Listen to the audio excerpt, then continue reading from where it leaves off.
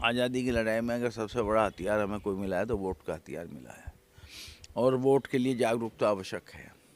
उसी सिलसिले में हमने ये बुलाई। एक तो हम शिविर यहाँ भी लगाएंगे, नगर पंचायत में भी लगाएंगे, गाँवों में भी लगाएंगे।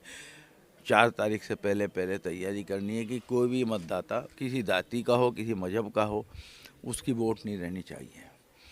जिसका 2003 की वोटर लिस्ट में नाम है उसे तो केवल अपनी वोटर लिस्ट नंबर दिखाना है।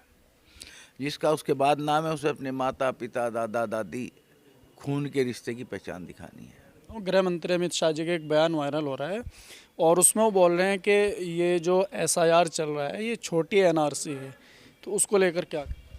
देखिए, अगर वो बयान सत्य है तो बहुत गलत है, दुखद है। उसकी प्रामाणिकता के बारे में, क्योंकि आजकल एआई का काम चल गया, एआई से बहुत से बयान जारी भी हो जावे।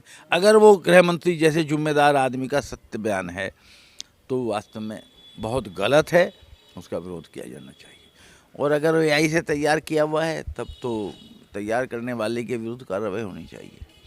लेकिन भारत का जो नागरिक है, यहाँ पैदा हुआ है, जिसके माता पिता यहाँ पैदा हुए हैं, उस ज़मीन में पैदा हुआ है, ज़मीन में रह रहा है, तो उसको हक है कि उसका वोट बने और जमहूरियत का, जनतंत्र का वो हिस्सा रहे।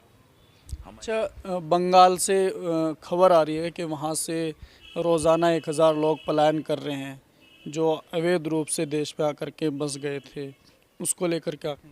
देखिए, मैं इस खबर की प्रामाणिकता से सहमत नहीं हूँ।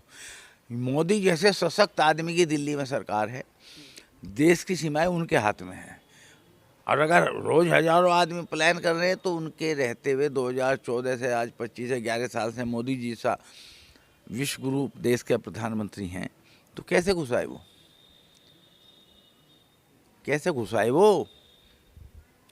मुझे नहीं लगता मोदी जी के रहते हुए कोई घुसने की हिम्मत करेगा गैर कानूनी तरीके से, और अगर घुसाए हैं तो मोदी जी को सोचना चाहिए। अच्छा, जब बिहार में एसआईआर लागू हुआ उसके बाद जो है संसद के बाहर जो महागठबंधन के सांसद थे उन्होंने एक विरोध प्रदर्शन किया था, तो इस बार जो है आप सहयोग करने के लिए बोल रहे हैं यूपी में जब एसआईआर? देखिए, विरोध प्रदर्शन किया था, जनतंत्र में सबको अधिकार है किसी बात का विरोध करने का, लेकिन फिर भी वहाँ एसआईआर हुई। सुप्रीम कोर्ट ने भी एसआईआर को नहीं रोका। हमारे पास माननीय उच्चतम न्यायालय से आगे जाने का क्या रास्ता है? या तो हम प्रदर्शन करें, उस पर भी ये सरकार जनतंत्र में विश्वास रखती है, एफआईआर करती है, मुकदमे दायर करती है। माननीय सुप्रीम कोर्ट ने एसआईआर को असंवैधानिक नहीं कहा, तो रास्ता ये है कि अपने लोगों की वोट ना कटने दी जाए। हमें अपने लोगों की मत बचा के रखना है, यही सबसे पहले प्राथमिकता वाला काम है।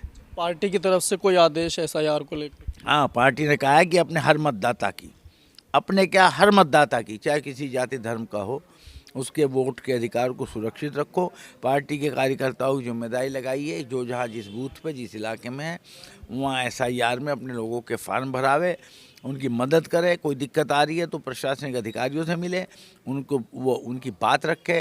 कहीं बीएलओज की दिक्कतें हैं, बीएलओज कम है, नहीं दे रहे हैं फार्म, वो लड़ाई को लड़े, लेकिन एसआईआर में सब लोगों के वोट रहने चाहिए। अच्छा, कुछ गांव के लोग जो है मतलब इस चीज़ को लेकर के परेशान है कि हमारे साथ में क्या होगा, फार्म नहीं भरेंगे तो कई लोग तो ये सोच रहे हैं कि देश से निकाल दिया जाएगा, तो उनको आप क्या कहना चाहेंगे, किस तरह का संदेश? देखिए, मैं इस बात पर तो मैंने इस विवाद पे आता कि देश से निकाल दिया जाएगा, जो यहाँ पैदा हुआ है उसको यहाँ अधिकार है, लेकिन फिर भी मेरा साफ कहना है कि एसआईआर में अपनी वोट बचाओ। हर वो प्रयास करो जिससे आपकी वोट कटनी नहीं चाहिए, और कहीं दिक्कत हो तो हम लोग सहयोग के लिए तैयार हैं।